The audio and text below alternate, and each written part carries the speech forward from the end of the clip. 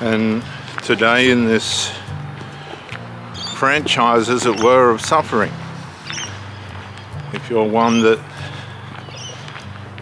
evacuates situations by way of being a victim, presenting yourself as a victim, even though you're possibly the predator. This is not uncommon today, because when things get too tough for people, say the relationship gets too tough, it's quite easy to turn the person that you're abusing into the abuser. And this is the franchise of victimhood. People are buying into the franchise of victimhood now because it's the easy way out. You don't have to face yourself. You don't have to change anything. You don't have to address anything. You just have to be a victim. I've been abused.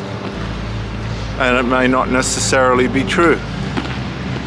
And this is where the trouble starts. Because it's all fantasy.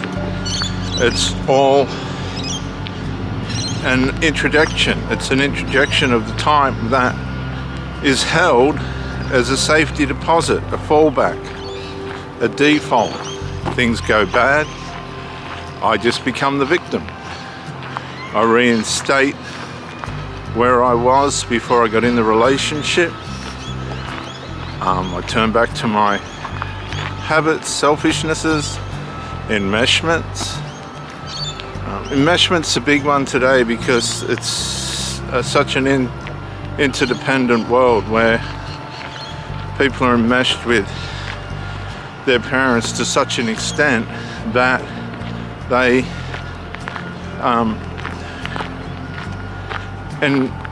parents enable the disenablement, the laziness. And as a consequence of this, the children play victim. They play victim to community, they play victim to society, they play victim to what the world is trying to, apparently what the world is trying to make them do. Let's go, please, come on. And to resolve that, they bring it back onto the parents. You brought me into this world, you're the one that's responsible for what's happened to me, and I will depend on you to get me out of it and get me through it, instead of individuating and separating from their parents and looking after things themselves.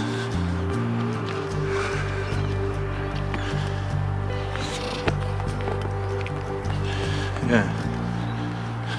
And this is what happens. Excuse me, viewers.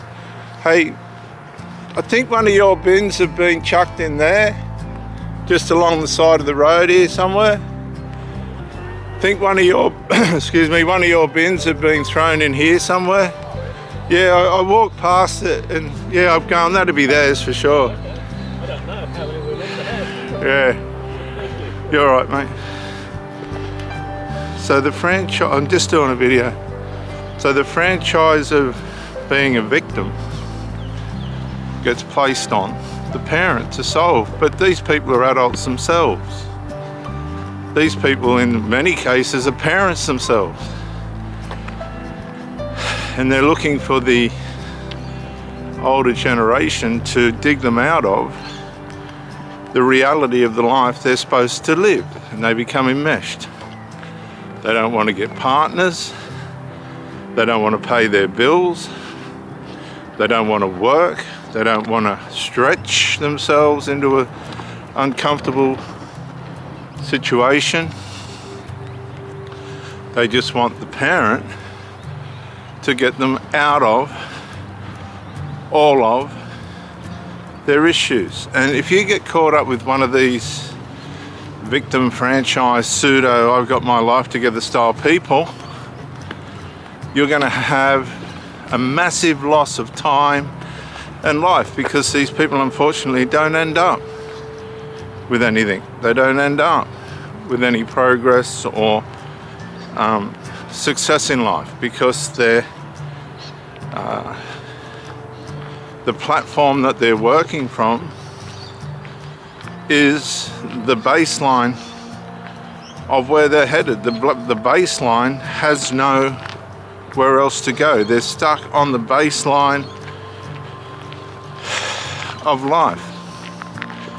I know people that work their asses off, their bums off, and then are silly enough to turn around and say money's not important. Yeah, most of their life's devoted to the pursuit of it. Now, if you can work that one out, you're a better person than what I am. But I wanted to get in early and make money and then have some kind of time to have quality of life.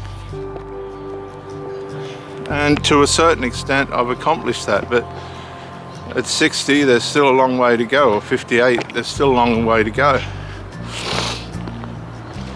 So what you've got to be aware of is making sure that the person that you connect yourself to has significant values and principles and ways in which they deal with themselves that are going to produce the baseline necessities of life. And if you get someone above that, then you're doing really well, because today's franchise of being a victim, if you can be a victim, you're, to these people, you're top stuff. And the victim franchise, being a victim, has become the way of the predator. Because if a predator presents themselves as a victim, life's done this to me, life's done that to me, I lost this, I lost that, this is happening to me, as a shop front, and underneath, the reality of the fact is they're just as much a predator as the person or things that have abused them, then you're not really going to be able to see this unless you're smart. And unfortunately, this takes experiencing these people to understand what it is. You really can't learn this stuff completely from a textbook. You have to be able to see how it works in real life, and unfortunately that can be harmful. If you can do it without that, then great, but there's always going to be a loss associated with being mixed up with the baseline victim hero, because these people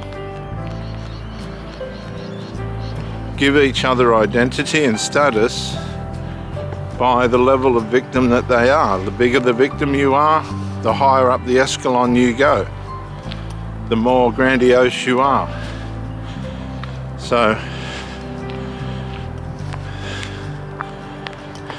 the worse your situation, will sit. The worse the situation, the higher up the ladder. Here, please. Come on, mate, let's go, please. Yeah, good on you. Come on, Hank, here. Get over here. Here. Thank you. The higher up the victim ladder you are, apparently the more important you are. But in the real world, the more trouble you are. So if you're with a victim, hey, here. If you're in with a victim, you might have a close look at where you're investing yourself. And when your eyes open and go, uh-oh, this ain't gonna stop, it's only gonna get worse, you need to pull back, look at where you've put yourself. You don't belong there, they don't belong with you.